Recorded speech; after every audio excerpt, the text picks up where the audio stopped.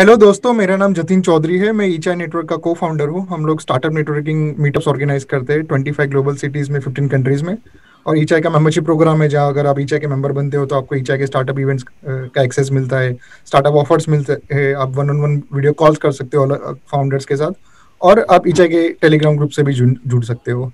हमारा ये शो है स्टार्टअप रोलर कोस्टर, जहाँ पे हम हमारे फाउंडर फ्रेंड्स को इनवाइट करते हैं अपने एक्सपीरियंसेस के बारे में बात करने के लिए। तो आज की हमारी गेस्ट है Shweta from I Love Sandwich house. Shweta, अगर आप थोड़ा अपने बैकग्राउंड के बारे में बात करें, आई लव सैंडविच हाउस क्या है, उसके बारे में थोड़ा बताएं। आई लव सैंडविच हाउस, मेरा background is basically I am a restaurateur हूँ मैं। और किचन मेरा फोटे है। क्यूरेटिंग रेसिपीज बनाना, उसको डिफरेंट मेन्यूज में रखना, ये मेरा फोटे है। And at the same time training the chefs and the out staff and everyone, that is also my फोटे। आई लव सैंडविच हाउस का फाउंडेशन हमने 2018 में रखा था। एंड 2018 जैन में, सॉरी 2017 जैन में हमने रखा था आई लव सैंडविच हाउस का फाउंडेशन। एंड दैट टाइम ये क्विचेस के नाम से चलता था। फिर हमने उससे पूरा रिवैम्प करके आई लव सैंडविच हाउस बनाया, जिसमें हमने मोस्ट ट्रेंडिंग फूड लाए, यानी exotic vegetables, exotic salads and exotic sandwiches, अलग अलग कंट्रीज से इंस्पायर्ड सैंडविचेस हमने लाए यहाँ पे। तो आई लव सैंडविच हाउस ने अपना मार्क बना दिया है सोसाइटी में ऑफ गुड फूड, अच्छा खाना, पौष्टिक खाना और ट्रेंडिंग खाना। श्वेता, आप जब आई लव सैंडविच हाउस और कोई चीजें स्टार्ट कर रहे थे, कौन से सबसे बड़े चैलेंजेस आए थे आपको, और आप वो चैलेंजेस से कैसे आगे निकले? तो जब हमने आई लव सैंडविच हाउस शुरू करा था, जैसे मैंने कहा, हमने एग्जॉटिक खाना लाया था, यानी बहुत सारे वेजिटेबल्स और बहुत सारी चीज़ और बहुत सारे ब्रेड यहाँ नहीं बनते थे। सो उनको प्रोक्योर करना हमारे लिए बहुत डिफिकल्ट था। जो इन्वेंट्री होता है, जो जो सामग्री रहती है, जो खाने में लगती है, वो सारा ट्रेंडिंग खाना बनाने में वो सब नहीं था। जैसे एवोकाडो है, केल है, आर्गुला लीव्स है, बेसिल लीव्स है, गोट चीज़ है, हलूमी चीज़ है, यहाँ तक कि फेटा चीज़ भी बहुत मुश्किल से मिलती थी। सो वो बहुत डिफिकल्ट था। एट द सेम टाइम हमको स्टाफ को ट्रेन करना ये खाने के लिए, जबकि यहाँ पे लोगों को मेजर खाना, पंजाबी खाना, स्ट्रीट फूड, यही सब है यहाँ पे, यही सब लोगों को पसंद है, इंक्लूडिंग मी, मुझे भी वही पसंद है।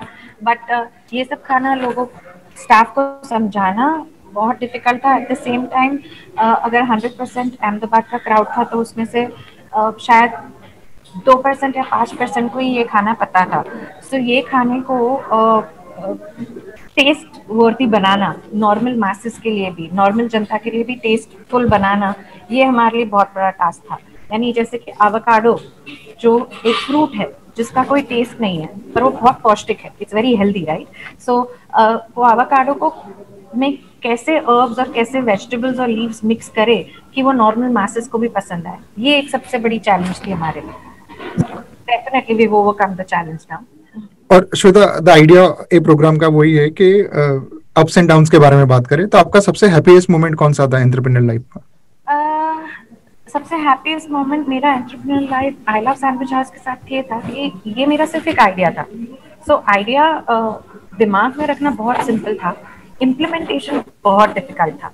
सो समझो 2017 से लेकर 2018 मिड तक मैं अभी भी झूल रही थी कि what is to be done from here to there, करे कि नहीं करे, नहीं जम रहा है, नहीं हो रहा है, वो था। बट 2018 से लेकर अब तक जैसे ही लोगों को पता चला कि कौन सा खाना है, ये खाने की what are the benefits of this food and all that, so वो सब होने के बाद 2018 mid was my that entrepreneurship spirit high वाली फीलिंग थी कि yes I have done it, ये ट्रेंड मैंने अहमदाबाद में शुरू कर दिया और वो सेटल है।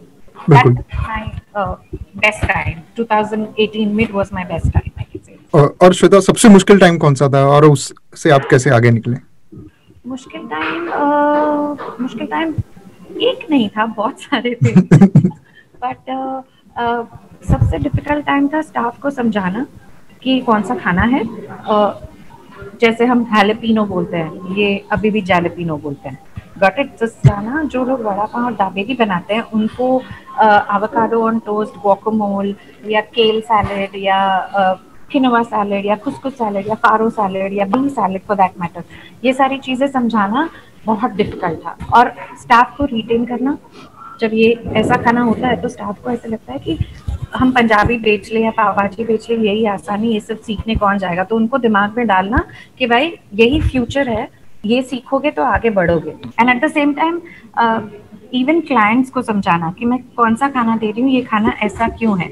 अब ऐसा बहुत क्लाइंट आते हैं जिनको पता नहीं है केल क्या है, राइट। तो उनको समझाना कि केल एक लीफी वेजिटेबल है एंड ये थोड़ा बिटर रहता है। तो वो समझाना, वो सारी चीजें समझाना डिफिकल्ट था। So that was the most challenging part. और श्वेता, बहुत सारी बातें होती है कि लर्निंग्स फ्रॉम मिस्टेक्स को, आपके हिसाब से ऐसी कोई कौन सी चीजें जो आपको लगता है कि आप थोड़ा अलग से कर सकती थी?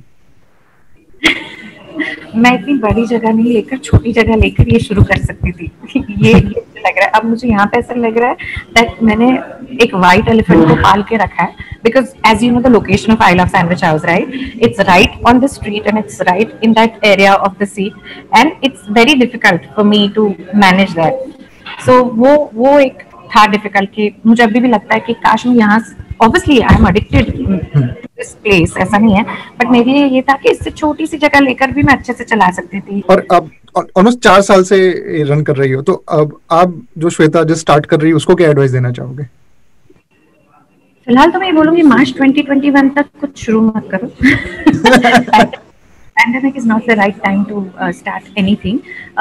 At the same time, I would मैं ये कहना चाहूंगी कि अपने हर एक पैरामीटर को, आइडिया हमारे खुद के होते हैं, सो हमको अच्छे ही लगते हैं, सो हमको अपने बेस्ट से बेस्ट क्रिटिक के पास जाना चाहिए जो हमको बार बार नीचे गिरा कर बोले ये आइडिया सही नहीं है। Because for me every unhappy customer is a learning. Her unhappy customer तुम्हारे लिए एक सीख है। सो अकॉर्डिंग टू मी वो सारे पैरामीटर्स तुम्हारे एनालाइज करो, specially when you are in a 2-tier market, not in metro cities. Metro cities में कुछ ना कुछ तो निकल ही पड़ता है क्योंकि पॉपुलेशन उतना ज्यादा होता है, पर 2-tier सिटी में तुमको यही ध्यान रखना है कि अपने सारे पैरामीटर्स को एनालाइज करो, फाइनेंसेस से लेकर फिक्स कॉस्ट से लेकर तुम्हारे ओवरहेड कॉस्ट एवरी मंथली वो, और अपने ये सारे कॉस्ट को एनालाइज करके फिर शुरू करो कि तुम कौन सा प्रोडक्ट शुरू कर रहे हो। अब मेरे लिए जैसे व्हाइट एलिफेंट में एक्सोटिक वेजिटेबल्स करना मतलब मेरा फूड कॉस्ट ही 42% आता था। सो जब हम इतना सारा फूड कॉस्ट और व्हाइट एलिफेंट का कॉस्ट लेकर घूमे तो तुमको कोई पैसे कमाने नहीं मिलने वाला, तुम्हारा सिर्फ नाम बनेगा। सही बात। Unless and until you sell lot of franchisees, right? But which is वो जो अभी के मार्केट में बहुत डिफिकल्ट है। So according to me, analyze everything, take maximum time, have believe in yourself, strength होनी चाहिए, पर गिरने की क्षमता भी रखो कि गिरो तो वो लेसन लर्न करके उठो। So that is what I would like to say. और श्वेता, कोविड-19 सिचुएशन से रेस्टोरेंट इंडस्ट्री की बहुत इम्पैक्ट हुई है, तो आपके हिसाब से कौन से ग्रोथ अपॉर्चुनिटीज आप देख रहे हो अगले 2-3 सालों के लिए? हमारी इंडस्ट्री अफेक्ट नहीं हुई, हमारी इंडस्ट्री बेचारी मर गई है। It's dead. तो दैट इज व्हेन आई से कि जब तुम्हारा बेस प्रॉपर होगा ना रेस्टोरेंट चलाने का, जब तुम शुरू करोगे अपना बेस प्लान रेस्टोरेंट का बनाने के लिए, कोई ऐसी सिचुएशंस तुमको ज्यादा परेशान नहीं करेगी अगर तुम तुम्हारे कॉस्ट कम लेकर घूम रहे हो तो। But at the same time I would suggest for 2-3 years, like I said, March 2021 तक तो सोचना भी नहीं रेस्टोरेंट इंडस्ट्री में घुसने के लिए, because government is not providing any aids to us. Not that I am complaining, but yes I am complaining. So government is not providing any aids to us. At the same time curfews लग जाते हैं restaurant industry. अब तो 9 बजे के बाद जोमेटो स्विगी भी बंद हो गया, तो सारे अर्निंग चैनल्स खत्म हो रहे हैं, जो क्लाउड किचन्स भी खत्म हो जाएंगे इसमें। So I would suggest wait for a while and think over it and analyze your things, make your steps foolproof, make your plan foolproof, and then work. It's okay to start late rather than starting in pandemic, because pandemic mein, for me right now I am creating creatives, my social media as like early dinners are a healthy way to eat. So मैं सारे customers को push कर रही हूँ कि आप 6 बजे से पहले 7 बजे से पहले खा लो। And my pushing idea is only that much कि भाई लोग यहाँ आकर खाए। That is the only reason I'm telling. And मेरा पूरा जो loaded cheese, loaded unhealthy stuff वाली sandwiches have moved to healthier sandwiches because people are getting, लोगों को ज्यादा अवेयरनेस हो रही है, कॉन्शियस ज्यादा हो रही है, खाना चाहिए हमको, वो खाना चाहिए, सब कुछ हो रहा है। सो हमारे जो प्रपोर्शन था लाइक 60% हेल्दी 40% जंक, सो उसका प्रपोर्शन हमने 80% हेल्दी 20% जंक कर दिया because of that.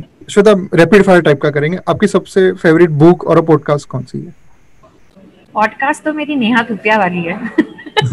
only for a reason. I'm more of an entertainment person.